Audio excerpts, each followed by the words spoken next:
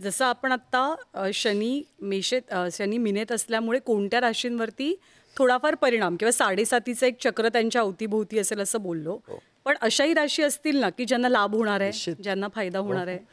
ज्या राशीना तो 9वा 11वा आहे त्यांना फायदा होतो. आता मेनेत शनी आले ना, मग मागे बघत जायचं. कुंभ 12वी, मकर 10वी आणि त्याच्यानंतर ज्या राशीना तो 9वा किंवा 11वा येतो त्यांना तो थोडं फळ चांगलं देतो. 11वा शनी तर असं म्हणतात छप्पर फाडून देतो. पण मूळ पत्रिका फाटकी असेल तर काय उपयोग? हम्म. मूळ पत्रिकेला गळती लागली असेल तर काय उपयोग होत नाही. मग ते राशीप्रमाणे मोजता येतं आपल्याला. हा 11वा या राशीला आहे, 6वा या राशीला आहे, 9वा या राशीला आहे आणि त्याप्रमाणे 9 म्हणजे भाग्य, 11 म्हणजे लाभ. शनी लाभ देतो पण फार मंद हळुवारपणे देतो. शनीला ही गर्दी नाही. म्हणजे थोडक्यात तो संयम ठेवायला शिकवतो तुम्हाला. संयम शिकवत नाही तो, अशा घटनाच घडवतो की तुम्ही संयम ठेवताच. अच्छा. आपल्याला काही शारीरिक आता त्रास व्हायला लागला, सुरुवातीला आपल्याला कटकट वाटते आणि पुढे आपण ॲडजस्ट होतो. हम्म. तसं शनी दुःखाला ॲडजस्ट करतो.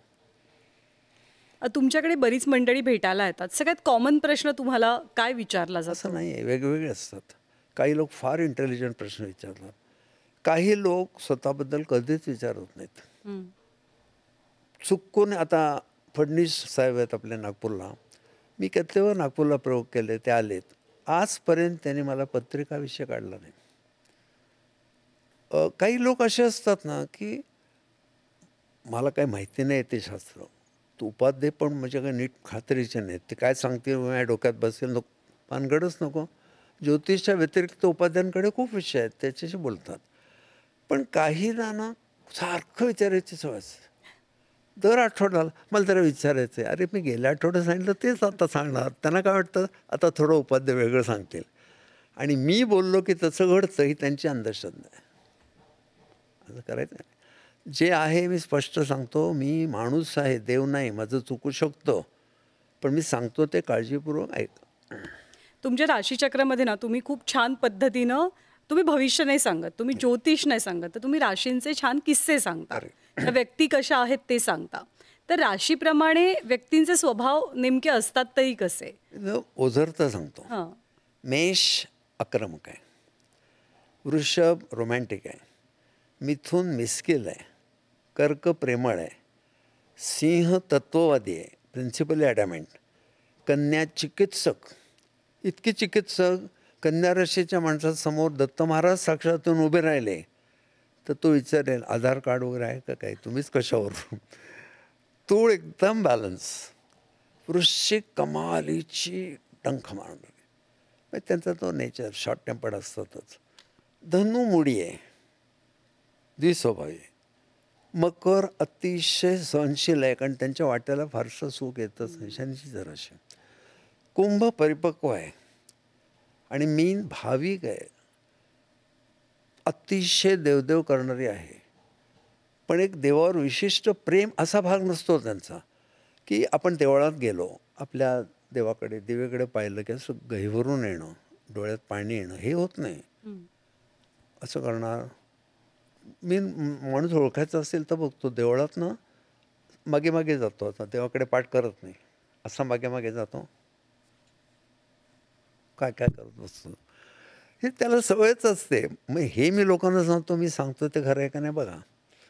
माझ्याकडे माझा मीनवाला शिष्य येतो, आता सांगून गेला सण निघतो, पुन्हा येतो.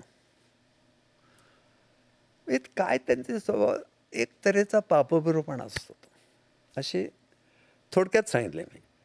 आणि तू जर म्हणशील तर आपण दिवसभर बसूया तर मी खूप सांगेन. पण मग बरीच माणसं आत्तापर्यंत आय एम शुअर तुम्हाला भेटली, वेगवेगळ्या राशींची, वेगवेगळ्या स्वभावाची. कधी असं झालंय की एका विशिष्ट राशीची व्यक्ती आहे, पण ते गुण मिळते जुळते नाही आहेत त्या व्यक्तीसोबत? थोडेसे होऊ शकतं, कारण का राशी अगदी शेवटाला जेव्हा असतो चंद्र तेव्हा मिक्स फळं मिळतात. उदाहरणार्थ मेषेत आत्ता नुकताच चंद्र आला आहे, पण अगदी 1 डिग्रीवर आहे, म्हणजे मागची मीन आहे तर मीन आणि मेषचं कॉम्बिनेशन मिळतं.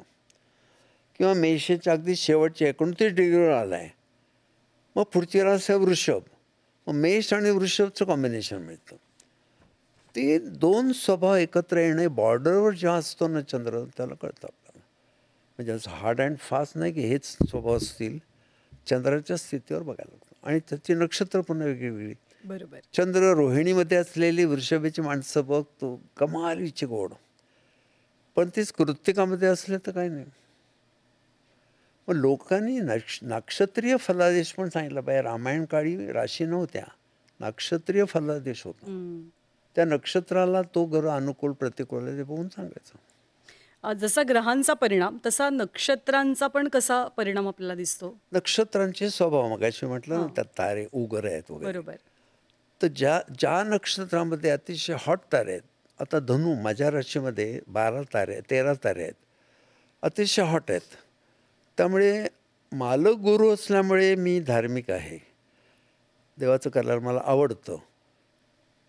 पण माझ्या राशीचा स्वभाव रागीट आहेच. म्हणजे असं कोणी म्हणणार नाही उपाध्येनं छान सांगितलं वगैरे सगळं. पण एक जरा मी प्रश्न विचारला, तो त्यांना बरोबर नाही वाटला. त्याने फटकारलं मला, असं पण होऊ शकतं. त्याचं कारण ते उत्स्फूर्त पटत नाही, तो असा मूर्खपणा करतोयस ते. असे सुद्धा द्विस्वभाव असतात. पण नक्षत्राप्रमाणेच प्रभाव सांगावे, नुसत्या राशीला अर्थ नाही आहे.